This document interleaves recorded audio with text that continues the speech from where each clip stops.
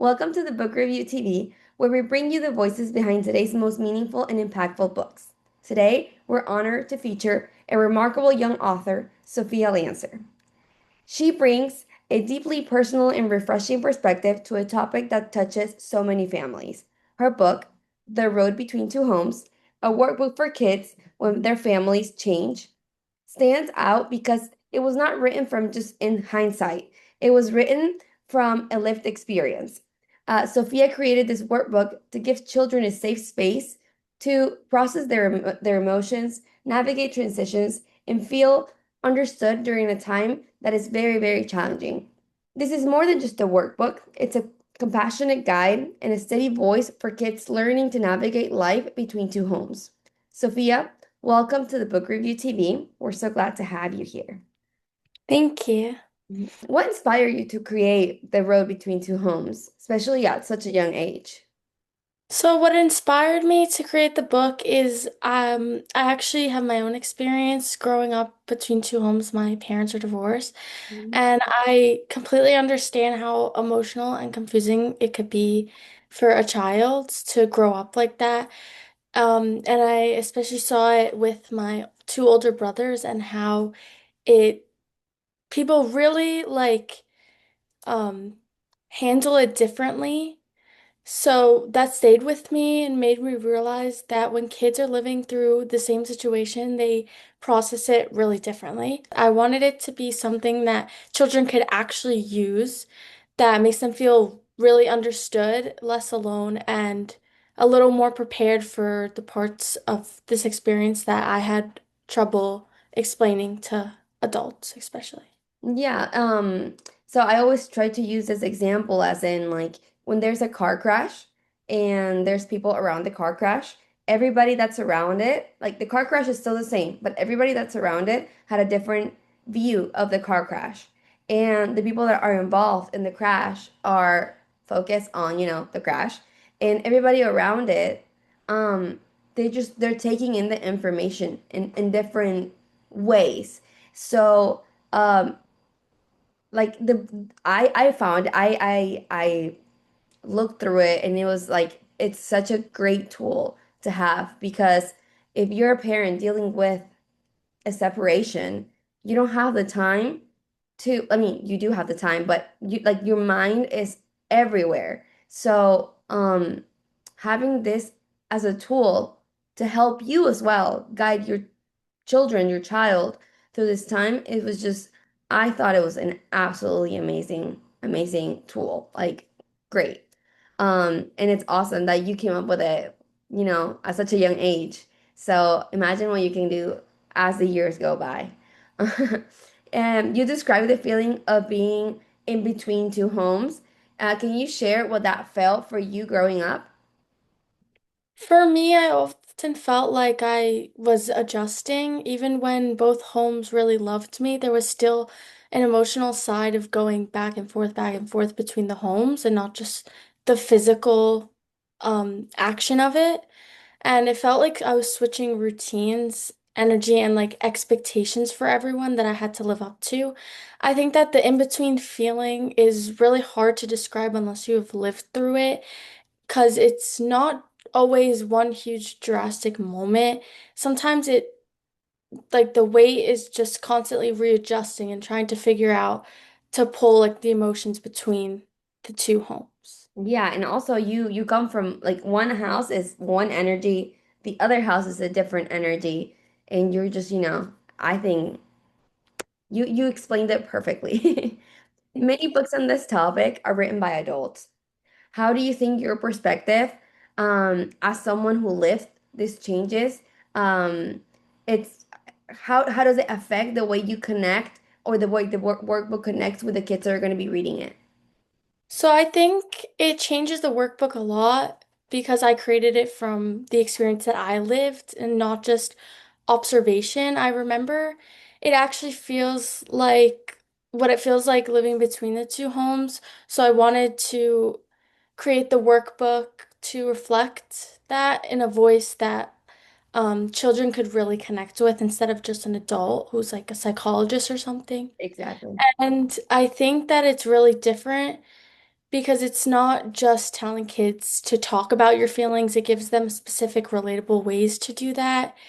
There's like reflection pages, switch day tools, a packing list, messages from me, from my experiences, and examples of other kids in different situations so they could see that they're not the only ones going through this. And my hope is that when the child opens this, they feel understood the right way. Yeah, you mentioned as well throughout the book you have personal notes and short stories of your own life. Was it difficult to be so open and vulnerable when writing it? Um, can you repeat that? So, wait. The book includes personal notes and short stories of your own life. Um, for you, was it difficult to open up and be vulnerable about these?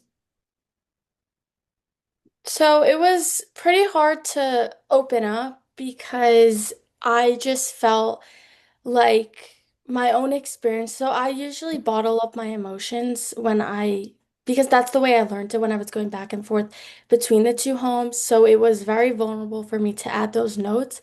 But I just pulled through because I really know that it could like completely help a child, especially when another child is telling someone else that, like someone who's going through that experience, they know how to like actually say they know how to like help the children Mhm. and yeah. Yeah. You emphasize that kids are not too sensitive or dramatic. Why is that important for you to include that in that message?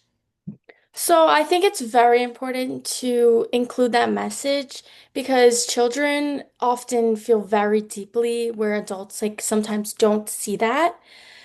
And they don't realize that the weight they're actually carrying matters a lot. So sometimes their reactions get dismissed quickly and they're actually responding to a major life change that they may not know how to process. And as a kid, I always wanted to feel validated. And I feel like kids also want to feel validated because they're entitled to have their own emotions and opinions, whether it's feeling sadness, confusedness, or like anxiety. And that does not make someone dramatic. And I feel like it's important to recognize that it's affecting you in order for your feelings to be taken very seriously. Yeah, and also it shapes you. So whenever you're an adult, you can process the emotions better as well. I think you did a great job making this an actual topic in the book because it's something that needs to be talked about. Can you tell us more about the guided reflection pages and the tools for switch days? So the guided reflection pages are there to help the children put the words in their words to feelings. So that could be hard to explain out loud. Sometimes the writing feels way easier than talking, especially when the emotions are very mixed and tangled together. I wanted the children to have a space where they could be honest and very vulnerable without feeling the pressure of having to talk to like an adult about it that they might not feel so comfortable with due to like um different reactions. They don't know how the adult's gonna take it. And I feel like the switch day tools were especially important to me because those transitions could feel very heavy in a way that it's extremely hard to explain. And I wanted the workbook to be very practical and not just emotional, which is why I included things like packing list that tells you what to pack, like say your toothbrush, your clothing, and tools that help children feel way more prepared and grounded during the changes. And sometimes even the smallest things could help a child feel more settled. Yeah, exactly. Um, you incorporated a survey research from others who experienced family separation. What were the most surprising and powerful things you discovered during doing this research? So, one of the most powerful things I noticed was how many people described multiple emotions at once and not just a singular from day to day. It was just all at once. And a lot of the responses reflected like the sadness, the anger, the guilt, the anxiety, and pressure um, to seem okay. And sometimes like it's all the same. They really stood out to me because it showed how this layered experience could be. And I was also struck by how differently people responded, even when their situations sounded similar. Some became very quiet, more independent, and others tried to hold everything together and just bottle it up like I did. Hearing from both kids and adults had gone through similar experiences helped me shape the workbook in a way that helped me broaden the story of it, not just from my own experience. Who do you hope benefits the most from this book? Kids, parents, or even educators and counselors? So, the heart of the book is definitely for children because they're the ones living through the changes and often carry feelings that they do not know how to explain at all. I wanted the children to feel very seen, understood, and less alone when they open it. But I also really hope it helps social workers, counselors, psychologists, and schools because I think the workbook could be a very helpful way to start a conversation that they may not know how to start or open up. Mhm.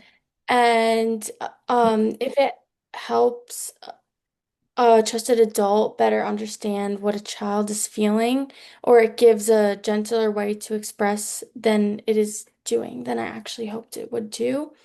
That is why getting into the schools is very important for me. What do you wish someone had told you when you were going through this experience? Um, I think I would have wanted someone to tell me that it was okay to feel those mixed feelings and that just because I could not explain the way I was feeling does not mean that those feelings are not real or validated. Um, I also would have wanted to hear that I did not need to seem fine all the time just to make things easier for everyone else, like to people please people. I think I would have also wanted someone to say that it takes time to adjust. It's a very different experience for everyone, and it's just something that not a lot of people go through. So it is okay to feel these different emotions. And just because life keeps moving does not mean your emotions catch up right away. And it's okay to not be okay. It's okay not to not be okay. That's very, very well said. If a child is struggling with living in between two homes right now, what is one message you want them to take away from the book, the workbook, or this interview? So I think I would want them to hear that their feelings definitely matter and they're not the only ones who feel this way, even though it might feel like that now. Even if it's hard to explain or if other people do not fully understand it, that does not make what their feelings are less real. Their feelings are definitely real, and I also want them to know that they do not have to carry it all by themselves. It's okay to need support and to talk to someone that you trust, especially because if you bottle up those emotions, it's just going to catch up to you later in life. And I feel like, especially the workbook, if you just keep talking about it, if you write it down, even if you don't want to talk to someone, it will help you get those emotions onto the pages, which will help you build relationships in the future that are very meaningful. Yeah, well, you did a great job writing this book, and again, congratulations. Sophia, thank you so much for joining us in the book review and sharing such an honest and heartfelt perspective. Your book offers something that's truly special, a sense of comfort, validation, and understanding for children navigating the complexities of a family change. At the book review, we celebrate stories that make a difference, and yours is definitely one that will tell that will change and help countless young readers. Um, to our viewers, you can grab a copy of The Road Between Two Homes on Amazon today. I'll leave the link down in the description. And Thank you again, Sophia, for being here with us. Thank you. And to everyone watching, until next time, thank you so much. Bye. Thank you.